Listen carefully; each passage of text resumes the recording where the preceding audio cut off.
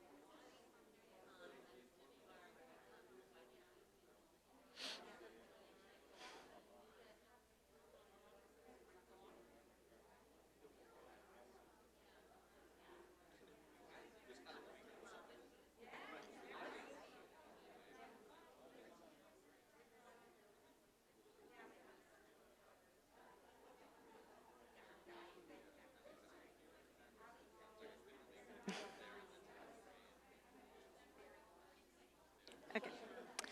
Hello, everyone. Welcome. For those of you sitting here, I welcome you. For those of you who are watching us from home, we welcome you as well. And this is the first live-action Saugatuck Scribes event in about 1.5 years that we've had. This Westport Library series highlights our own Westport authors and their newest books. And we've been recording these interviews, which you can still access through our website, westportlibrary.org, of the previous ones that we've been doing. Those have been wonderful experiences, and I've loved every single one of them, but I am truly excited to be able to share this stage with tonight's duets of authors. Since we have 2 books to discuss in a short amount of time, we'll hold the audience questions until after both conversations have been completed. If you're in-house, you will go to that microphone right there. And if you're watching from home, you can type in your questions in the Q&A section of the Zoom page. Both the Accidental Suffragist and Fitness by Darwin will be available for purchase here tonight. I'm sorry that we can't mail anybody copies, but you can contact the authors directly. Now for the main attraction. Our first author tonight is Colin Carroll, author of Fitness by Darwin and a personal trainer, tabletop game designer, 3-time Ironman triathlete, and amateur evolutionary biologist who was raised in Westport. He will be interviewed by Bené Rubin, owner of She3 Well and Fitness and a master fitness teacher and health educator for adults, teens, and children. She's also certified in Pilates, yoga, and MBSR mindfulness training, among other fitness-type things. After they have a short conversation, they'll be followed by Galia Gichon, who wrote the historical novel, The Accidental Suffragist, and Marcia Falk. After years in the financial world and writing My Money Matters, Galia is also an angel investor who focuses on women-led startups, which ties in a little to the topic of her first work of fiction. Marcia Falk's interest in the suffrage movement grew when she lived in Rochester, New York. She then, just last year, led the programming team in celebrating the 100th anniversary of the passage of the 19th Amendment during the 2020 Westport Reads. So that's who's speaking tonight, and I'm going to take myself off the stage so that Benet and Colin can start the conversation.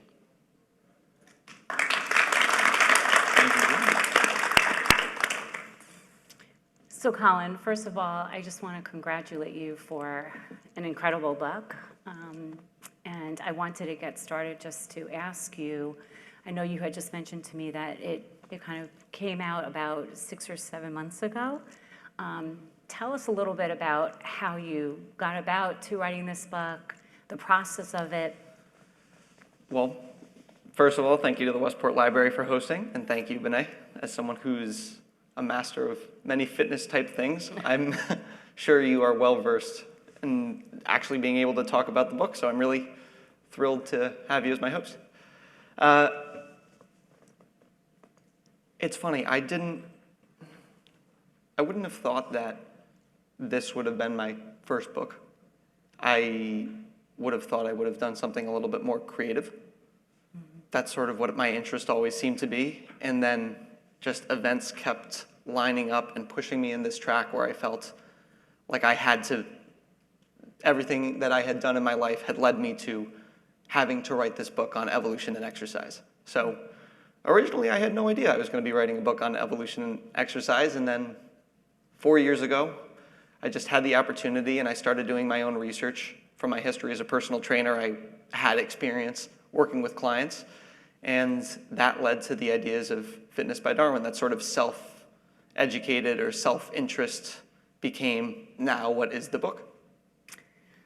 That's really great. I will tell you that your book really spoke to me as just being someone in the fitness industry and soon to be an occupational therapist. And I feel that what you have wrote about is very important about just your program and the way that evolutionary movements can help people, just anybody, become a healthier, more stronger, and also less prone for injury. And so just to get you started here and to get everybody to understand a little bit more about what this book is about, can you tell us the significance of the title, Fitness by Darwin? Yeah, absolutely. It was either that or a crusade against crunches. So I think that the title for me is a little bit of a wordplay, in that the idea of fitness is, of course, fitness, but there's an idea in evolutionary biology, Darwinian fitness, where the survival of the fittest, where the species or the individuals best suited to survive will pass on their genes, and that's how species evolve. Mm-hmm. So for me, it was kind of combining, I wanted to make it front and center that this is a book about the importance of evolutionary style movements. I also thought, if there's a 9th grader going through biology and they Google Fitness Darwin, trying to learn more, cram before a test, and they get directed to my webpage and they buy my book, like, I'll take their cash. Absolutely. Yeah. You talk about the evolution movements, and there are, and I don't know if you want to give it away, but you talk about that there are 3 primary evolutionary movements. Could you share a little bit with the audience about that and why you feel those are so important? Absolutely. I don't have a Patreon, so I'm fine giving it away here. The 3 movements that I break down in detail are climbing, which humans had to do, and early humans, our ancestors, did as tree climbers for 10 million years plus. So we are so well equipped to climb. If you've ever seen a kid on a monkey bars, or just how from the age of birth, really, infants are able to cling and grasp, we have such a history as tree climbers. Then it moved on to us being able to run, travel greater distances, and eventually pick things up and carry them. So if we had a kill or if we had harvested something, we would need to bring it from one place back to the herd. And those are the three basic movements: climbing, specifically tree climbing, running, and then carrying. So the book is about why exercises derived from climbing, running, and carrying are the exercises that you want to stick to in the gym. Got you. So what are the exercises that we don't want to stick to at the gym? I always get put on the spot with that because I feel like immediately someone's about to go into the Q&A section, like, why don't you like deadlift? I don't really like deadlift. I don't really like deadlift, sorry. I would say things that I would stick away from are, it's really about repetition. You don't want to do things where you're pushing too much, too frequently. That can cause a lot of imbalance in the shoulder. You want to be careful how you lift things up. Carrying is something that's, I break down like how you should carry properly, how to pick something up from the ground properly, and the evolutionary idea of why it might be proper, rather. So an exercise maybe like a deadlift or something like a good morning where you have a lot of weight and you're picking up in excess, people will pick up in excess of 3, 4, 5, 6, 7, 800 pounds for their workouts. And that to me is very dis-evolutionary. We didn't have one guy in the herd picking up a full-grown bison. So for me, I would say something where if you can relate it to evolution, oh, this lat pull down is similar to climbing, that's great. And if you're having a harder time, if you're coming up with a more convoluted exercise trail, like I guess a sit-up could be something where if we were on our backs and then we saw a lion approaching and we had to sit up really quickly. Anytime it's a little bit more contrived, the evolutionary purpose, I think it's probably not the best for the body.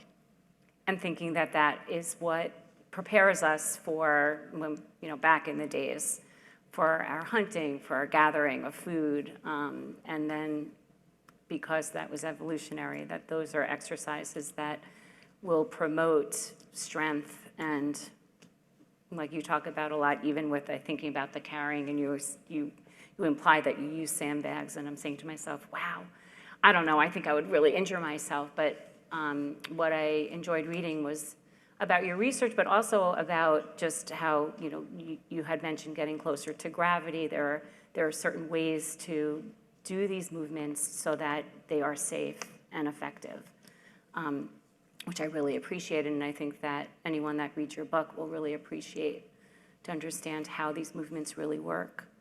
I have a favorite quote, and I just would love for you to maybe expand upon it. Definitely.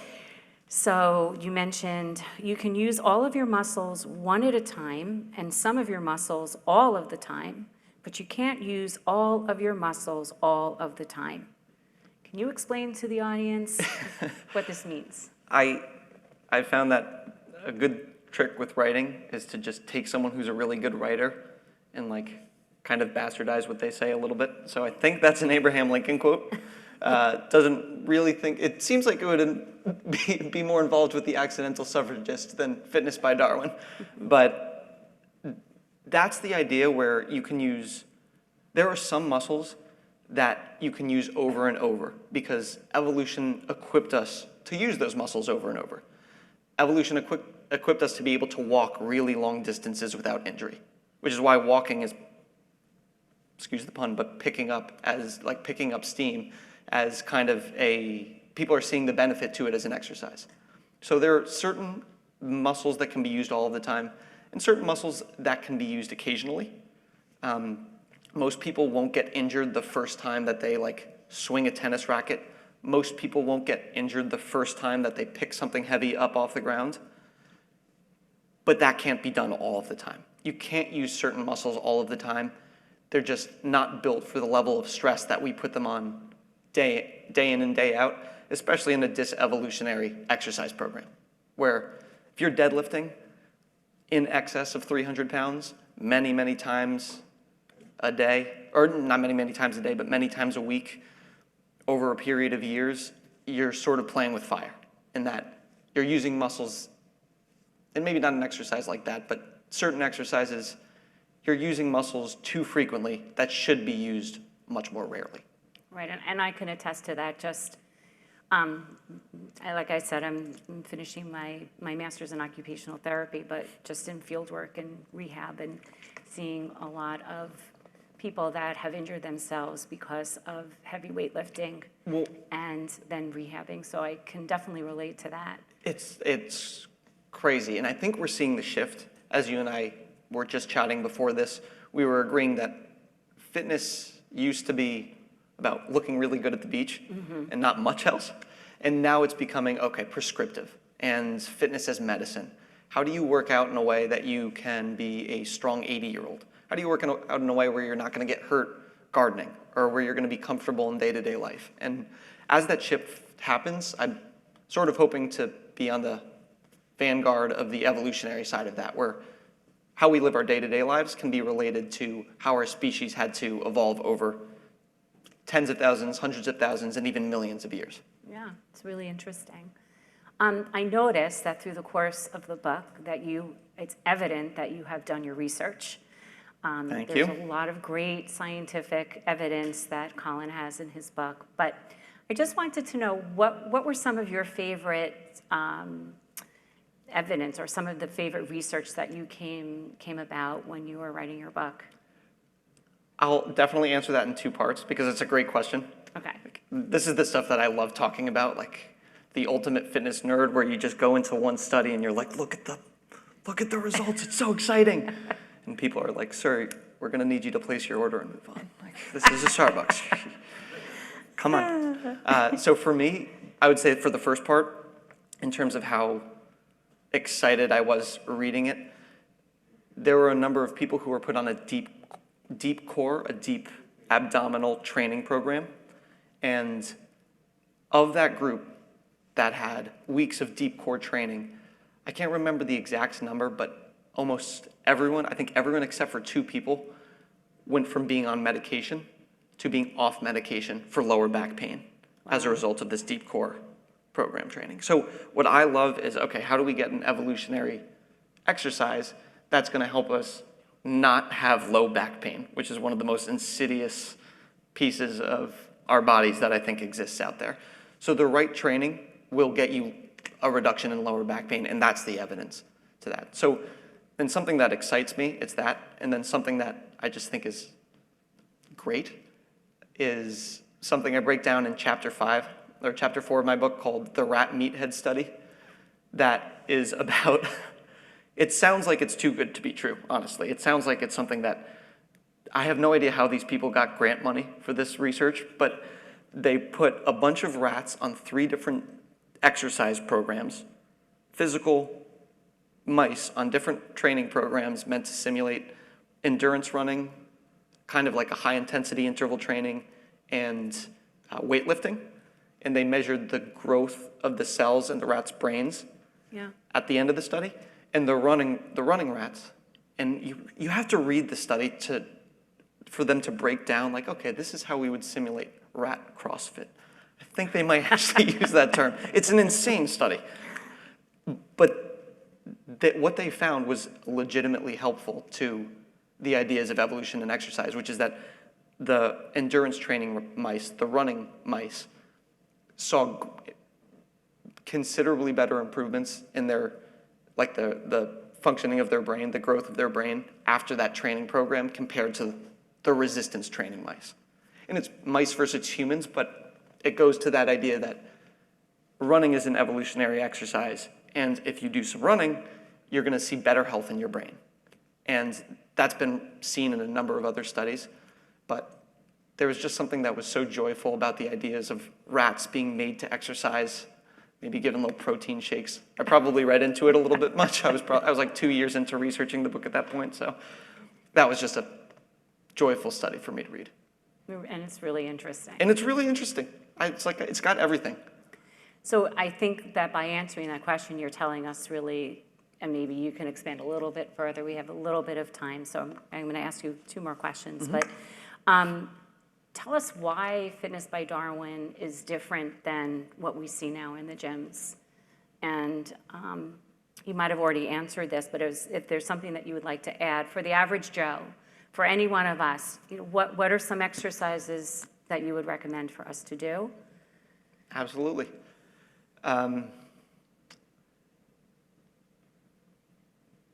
I don't even, well, there's a part of me that says it's not that different from what an average gym routine might be now, because I'm not insisting that people climb trees or, you know, do anything that's crazy caveman style movements. 70–80% of this stuff can be done in a gym. The rest can be done outside in your house or in your garage or with a sandbag or with just a dumbbell. It can be done bare bones. It can be done on a cable machine, one of my favorite gym equipment. So it's not necessarily that I'm trying to reinvent how we work out. I'm not saying we should ditch gyms. I love gyms. But what I'm saying is the exercises we choose in the gym are way more important, I think, than what most programs will say. So if you go to an average high-intensity interval training class where you have a bunch of people working as hard as they can, I might pick out 6 or 7 of their exercises and be like, it's great that you're moving. Better to be moving than to be lethargic and static.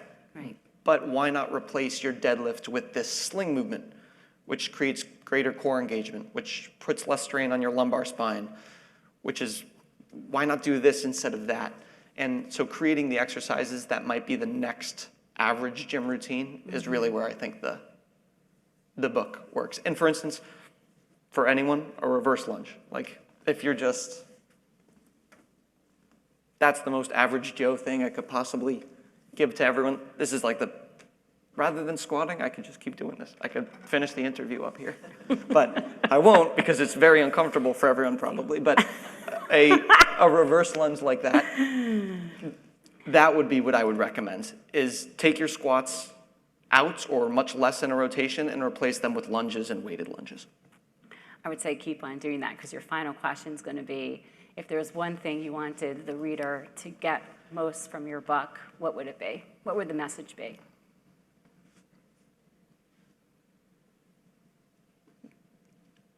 What made you think about this one?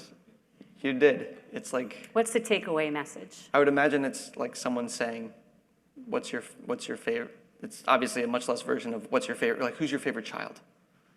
And my parents are in attendance, so I won't I won't put the attention too much on that type of question, because I know it's my sister. But for me, I would say the one thing I would like people to take away is, if you choose the right exercises, you are going to get stronger, you're going to look better, and you're going to get healthier. And you're going to need a lot less, you're going to be under way less stress and way less risk of injury to do it. So there are jackpot exercises in the gym, and there are not as great exercises in the gym. And if anyone has an Instagram and wants to follow Fitness by Darwin, which is my site, I post what I think those exercises can be. So there are not all exercises are created equal. That would be my takeaway. That's awesome. Colin, I just want to thank you for writing this book, and I wish you the best of luck with it. I think we're finished with our time. Thanks so much, Benay. It was a pleasure interviewing you. Really appreciate it, and thanks for reading.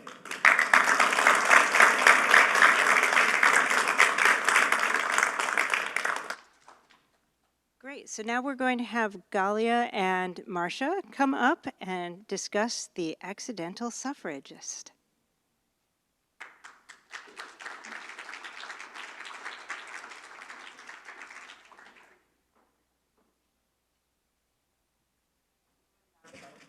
Now. We're going back in time a little bit.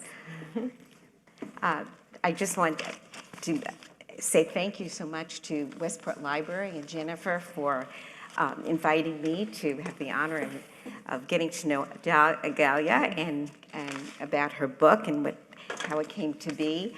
And it's so appropriate because it was about 2 years ago that the library started planning with our committee, the Suffragist Committee, to celebrate the passage of the 19th Amendment. And it's somewhat appropriate that this 1920 was when the amendment was passed, August 26, 1920, and here we are 2021, 101 years later. So we did accomplish something in the past. So we're going to talk about the Accidental Suffragist. And this novel opens with a historic and horrific scene of the burning of the Triangle Shirtwaist Factory in 1911 in Greenwich Village in New York City. It was the most devastating industrial fire in the history of the country to that point, and it lasted in that status until 9/11. And the details and the agony of the disaster, which took the lives of 146 young women, immigrant women, and ultimately empowered the fight for labor unions, child labor laws, and women's suffrage. The main character that Galia has created here, his name is Helen Fox. And without any spoiler detail, I'm not going to tell you why, but she is linked to the tragedy, and as a result of her awakening to social and political inequality at that time, she becomes a suffragist. So I was so impressed with, I've read a lot about the Triangle Shirt Factory, and I've read a lot about suffrage. I had never come across a book that combined both elements and two themes that are so powerful. So I'd like to ask Galia, how did you decide to use the story of the fire as a bridge to developing Helen's character? Oh gosh, I wish I knew that exact moment when so I had originally wanted to write about the suffragists and the women's fight for getting the right to vote, but I wanted to make it an entertaining novel, so the fiction part. And I realized when I was writing, coming up with a creative process, that there had to be a hook, and this is terrible to say, but there had to be something that would make Helen so drastically change her mind and change her way of life, because she was living in the tenements and she was a poor woman from a lower socioeconomic, and so what would cause her to say, oh my goodness, I need to become an activist and become a suffragist? And so it was really, and there were a lot of the labor unions, people who were involved in the suffrage movement were involved in the labor union. So this was just when I was doing my research, I found that a lot of them had started there. And I actually grew up knowing about the Triangle Shirtwaist Factory too, and as a young teenager being just absolutely in horrendous awe of it. So it seemed like a natural way for her to get involved from one to the other, again, without giving it away. Right. Even though it is at the very beginning, thanks to some of my writing columns. But it packs such amount of power to start with one of the most incredible stories of pain and suffering, and then moves into the entire all next. girls. And so, all girls right. and all women, so appropriate. Right. So because so much of your writing is really so detailed, and the personal characteristics of how the tenement housing life was so impoverished, and it was polluted, and the amount of coal, maybe because the houses were mostly heated with coal at that time. And Galia refers to the schmutz of all around that's in all the houses, and how poor the breathing quality and the state of the factories were so unhealthy. I was very moved by the real detail of human suffering beyond just the political labor effect. How did you capture this period so well of the early 20th century in such great detail? So just my background is I have been writing for a long time, but I wrote mostly nonfiction, and frankly, it was financial research, so it's very different from this. So I took creative writing classes, and the first thing they said is really put us in the scene. And do this through the senses, through, what are you eating, what are you smelling, what are you hearing, what are you reading, what are you seeing? And so I realized that so much of what happened then, I couldn't watch movies, so it was really the smells that had to come about. And I lived in New York City for 20 years, and that's actually something that sat with me, was the smells, whether it was the winter or the summer smells. So that was one. So a lot of what I talked about was the smells, because frankly, I think that differentiated the downtown poor areas from like the Gramercy Parks and Union Squares, which were the nicer areas at the time. And then second of all, a writing teacher actually also suggested that I look at pictures when I was doing my research, because they said if you read something or if you see a movie, you're actually going to subconsciously rewrite it in that person's voice. So I looked at a lot of pictures, and that was again, there was so much garbage on the street, and there were horses and dropping, and I'm not a historian per se, but I was really in awe of how much you saw just on the street that was their daily life. That's a great way to learn about that. Yeah. There is a great deal of tension between the two main characters, Helen and Albert. And remember, this is the early part of the 1900s when women certainly could not vote at that point, but they really always were subservient to the husband's dictates and what he deemed to be important for the wife to do. And except for upper class women at that point, the poor women who came to this country were basically working as laborers. And so what happens is that they have a lot of tension between Helen and her husband. And I'm curious to feel, what was the hardest scene for you to write in the book? So again, without giving too much away, as Helen grows throughout the book, and she really becomes a suffragist in the beginning accidentally, but then she becomes absolutely enrolled in the cause, embroiled with the cause, and just so dedicated to it. And so her stakes become higher. And she does more and more things at the end that really put her life at risk, put her family at risk. And she does one thing at the end, and she really doesn't think something bad's going to happen, but something bad potentially does happen. And she's worried that if she goes home, her husband will kick her out. And that was, I mean, that was absolutely tragic back then. She didn't have a bank account. She didn't have any money. She had nowhere to go. She, barely had a job. She had children. So the fact that her husband could kick her out based on a risk she was taking was huge, was absolutely huge. And she has to make that decision. Will she take that risk for the cause?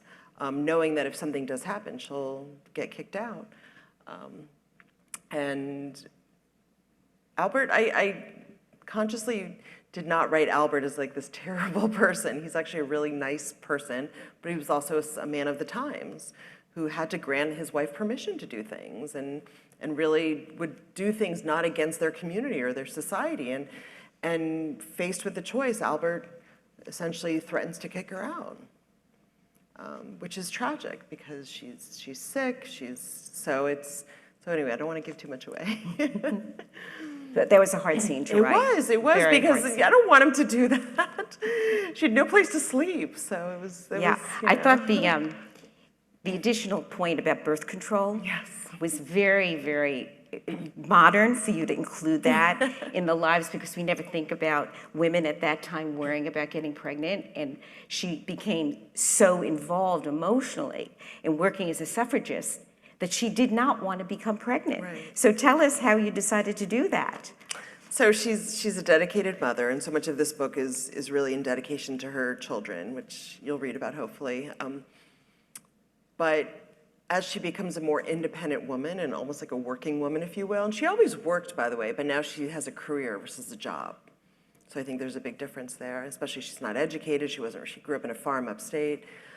So now she's a career woman and she loves what she's doing. She's absolutely dedicated to the suffragists, and she really wants to see a wrong righted, because in her mind it's really giving women the right to vote is something that needs to be righted. And she finds herself potentially pregnant. And you couldn't work as a pregnant woman. I mean, it was just, in a good way, things have changed. So for her to all of a sudden think that she might be pregnant was just, it almost felt like a death sentence to her. And by the way, you didn't talk about that necessarily preventing pregnancy through birth control then, but she encounters someone who does, and she says, no, there are things that you can do to prevent birth control or to prevent pregnancy. And by the way, that was the fun part of the research, was that was not made up. So. That was really true. Yeah, it was that true. was news to me, right? Yes, and it'll be interesting to see what materials they used, so I won't give that away for birth control. Well, you mentioned to me when we met last week that your favorite writing is historical fiction. Mm-hmm. Now, in historical fiction, you use real-life occurrences and then incorporate them with dialogue that you make up and scenes that you make up. So I'd like to know, do you think there's an ethical premise when you write about historical people that you mention, including Harriet Stanton Blatch, who happens to have been the daughter of one of the founders of the suffrage movement, Elizabeth Cady Stanton, and you talk about Alice Paul and Lucy Burns and Emmeline Pankhurst. What ethical kind of thoughts do you have when you write about people that you really couldn't know about? Well, and this book took me a few years to write. I feel like these non-fictional characters, these real-life characters, I could picture them in my head. I could picture how they dressed, what they wore, I could picture them how they smell, and I bet it has nothing to do with who they really were. But I had made them into, so I'm sure I was putting the dialogue in them and how I thought they were. When in actuality, I'm sure is very different. Like Alice Paul, who really is, she was going to be on the $20 bill a few years ago. I mean, she's such an amazing, she's probably, after Susan B. Anthony, I think the person really most responsible for the amendment being passed. I had her voice in my head, and I actually don't think it was her voice. It was just because I had put them into my book. Now, with that being said, I had 3 editors look at this to make sure that all my facts were correct, because I was so nervous about putting something in there that was incorrect. Right. So I literally had my own editor, and then my publisher had an editor, and then we had a third one just to make sure that everything was, because I really was nervous. I'm not a historian. Exactly, right. So this is not my And specialty. since this is such a teachable book, there's something really wonderful about knowing that the details that she includes are going to be historically accurate. So, and this is particularly, I think, a wonderful book for like teenage readers, because the structure is very quick. You have very crisp incidents that take place that you write tightly, and then before you know it, which kids really like, you're on to the next chapter. And it gives a good speed to the narrative. And I think, did you do that purposely? Well, I actually give my writing course the credit, because every week you had to show up with 5 pages, you know, essentially a chapter written. So I'm a good student. I did my homework, and every week I wrote a new chapter. And then I found that I think I'm an analyst. I'm a financial analyst by training, so I'm pretty succinct and pragmatic. So both skills really dovetailed each I other. actually had a spreadsheet of all the chapters and the outlines. Because so, you didn't have to finish the chapter. You could have had another part of the I chapter. could have. So, but I felt like, okay, it's, I started late, I finished early, the characters were there. Right. The characters, I made sure the character had some growth in each chapter, so moving along. And It moves well. I really like that. Does writing energize or exhaust you? And what is the source of your inspiration? Oh my goodness, I love it.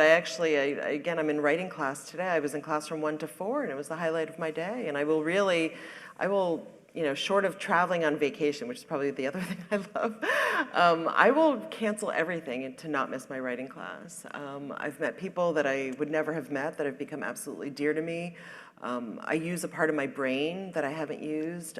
Even today, I'm already in 20, 30,000 words into my second book. And this particular writing teacher gives us prompts, and I was like, oh my goodness, I hadn't thought of that. And I was just able to quickly write for an hour. So I think having for me a structure of a class, and then Gabby Coatsworth, who just recently interviewed me, she said, where was your favorite place to write? And I said, before COVID, it was the train, because I would go to New York once or twice a week, and I had my little laptop, and really just sitting on the train that hour and 10 minutes each way, I'd do my 10 minutes of emails, and then I had an hour to write. So I actually wrote a lot of it on the train. Have you ever experienced writer's block? You know what, I think, not writer's block, but there were times when I've rewritten this book a few times, and you get a little tired of your characters. You're sick of them. You're like, oh God, I don't want to read about them anymore. And so I would actually start on something new. Right, or another character. Yeah. But you get a little like, oh, do I have to rewrite this scene? But it needs to be done. Like, things need to be rewritten. I rewrote this book nearly 3 times. So in the process of developing a finished product, you find, what is the most powerful exchange of validating that this is done now? That's a good question, because I actually felt like it wasn't done. And I still think that if I had the opportunity, I would rewrite some of it, now that so many of the reviews have come in, and obviously they're all excellent, but there's a few constructive criticism. And they say, what about this, what about that? And I'm like, that's a really good point. So I think if I had the opportunity, I actually would rewrite some of it. I think many So, writers feel that way. yeah, though. I never felt like I wanted to publish Yeah. it, and I was ready for it to go out there, but I don't know if it was done.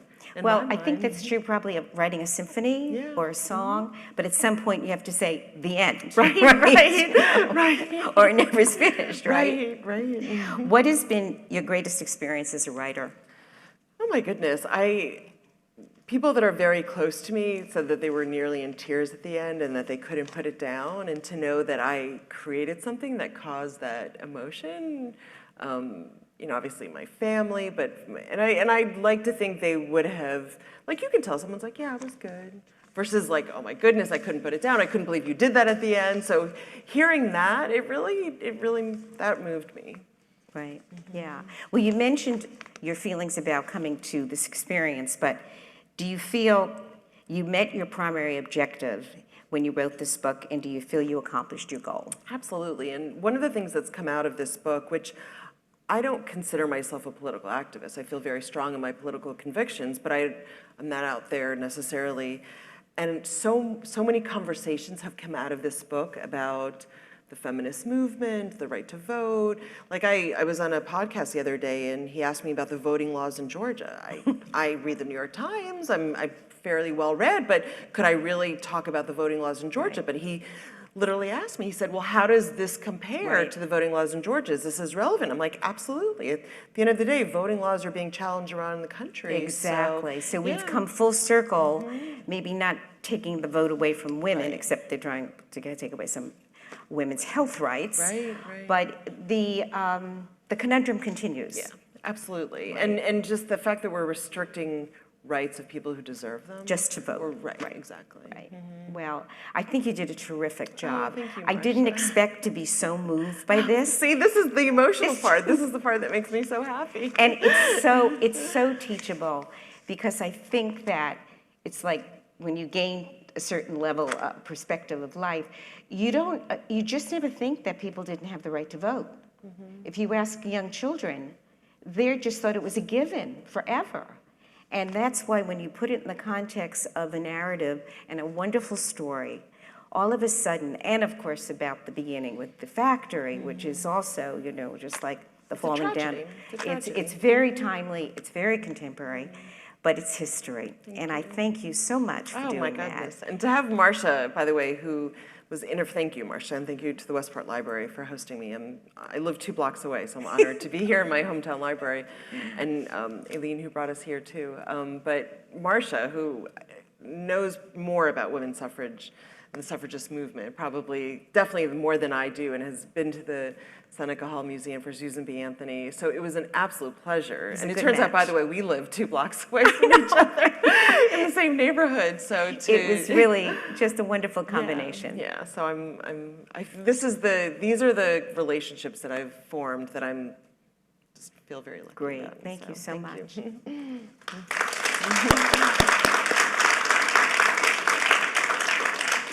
Thank you to you two for bringing that book to life. So right now we're going to open the floor to questions from the audience for either Colin or Galia.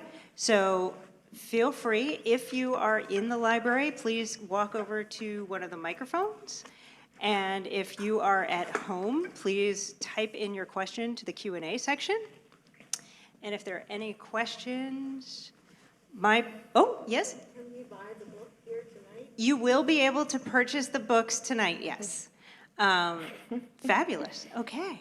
I always have a question for authors that is a little, I don't know, it might be a little intrusive, but do you guys wake up at 4 o'clock in the morning and do your typing and then drink your coffee afterward and just are able to go through whatever else it is, or do you just write whenever you have time? What is that process for both of you? Because we all have heard authors talk about their process, and I'm always amazed by people who are like, yeah, I'm up at 2 o'clock in the morning and typing for 4 hours, and then I start my day. And so I'm always sort of wondering if other people do that. Well, when I really want to write, I actually do write every day, even if it's for 10 minutes, because very often if you don't write every day, for me at least, I feel like the creativity gets stunted. I would say probably I actually like to work out too. So I try to either, get up early and either work out and then write or but I do find writing in the morning is really helpful. So if I can work out, but it's more like 6 o'clock, not 4 o'clock. That seems more reasonable. Yeah, I give you a lot of credit for being able to work out before. For me, the workout is the enjoyable part afterwards. So for me, I think I have to write first thing in the morning because otherwise my attention span just goes and something gets in the way. I think my favorite is there's a nonfiction author who's a relatively famous one that always starts his days off at like 4:30 in the morning with a double stuffed Oreo. He just wakes up and he's like, all right. So I think that's probably my favorite.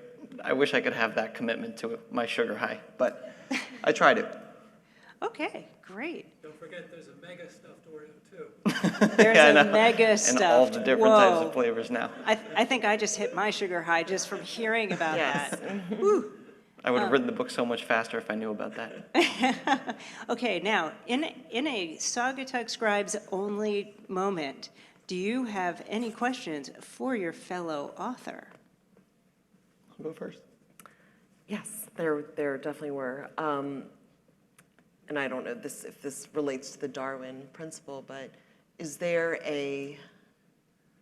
I feel like I've read a lot about like the 7-minute workout from the New York Times, or, is there like a certain amount of time that you feel is important for working out? Just because I know I work full time, working mom, like time is always of the essence. Like, can you work out just for 15 minutes a day if it's the right Absolutely. exercises? Absolutely. And part of this is efficiency. So I really like that question because I like appealing to the most broad audience possible. There are some people that are going to commit 2.5 hours a day to working out, and that's the tiniest little slice of the Who has pie. the time for that? Right. So, and I mean, in between writing and traveling and working, I know that you're probably like, what can I maximize? And for me, these types of exercises don't just hit one muscle group at a time. Right. So the 7-minute workout type idea, I think you can find whatever time you need. But for me, my workouts are rarely longer than 50 minutes, rarely, because it's when you do the right exercises, or what I would say the evidence points to as being the most effective exercises, you're hitting your lat muscles and your arm muscles and your shoulder, and you're hitting muscles in the big part of your back and your glutes, and you're hitting your core all at once. I don't want to turn my mic off as I'm touching my glutes, but you're creating an efficiency as you work out. So if you choose the right exercises, 15, 20, 25 minutes, you can get something that's beyond full body. Great. And for you, I think, because historical fiction is always interesting, where you get the creativity to play around with the past and what the facts were. So I guess my curious question is, did you ever catch yourself with some sort of anachronism where you wrote something and you were like, wait, that wasn't invented until 1941? Yeah, no, this is actually a funny story. So I've been taking classes at the Westport Writers Workshop, and I was talking about a love scene, sex scene, and I think I said, oh, he was turned on, and someone was like, whoa, whoa, whoa, that was like from the 70s. You do not say that. So Right. I was like, okay, good, that's a good point. So yes, absolutely. I think in the dialogue, because I didn't want this to be written in a way that was, old-timey, boring. Right. Frankly, my first goal of this is to entertain. It's a novel, so I actually want people to really be entertained by it. But with the historical part, I mean, yes, I had to Google when was the phone invented, when were the cars, things like that, because that was a time of the Industrial Revolution, so a lot of things were invented then. But with the dialogue, I wanted to make this a modern dialogue, but I had to catch myself saying, okay, when was okay said? They didn't have okay back then. Yeah, right. But yet we use that so much, or all right, or thing. So there were a lot of words that I really had to Google when they were invented. Yeah, interesting. Yeah. That's good. All right, I'm going to have to remember to include author-to-author questions next time. That was was a first time, everybody. So thank you to Galia and Colin, Marcia and Bidet for their time, for reading, for writing, for asking those questions. If you're here in the library, you can purchase either Fitness by Darwin or the Accidental Suffrage, or both. Or you can buy them online if you're not here, or you can even check them out from the Westport Library. For more author videos and events and information about the Westport Library and other things going on, please visit westportlibrary.org and have a wonderful evening. Thank you so much.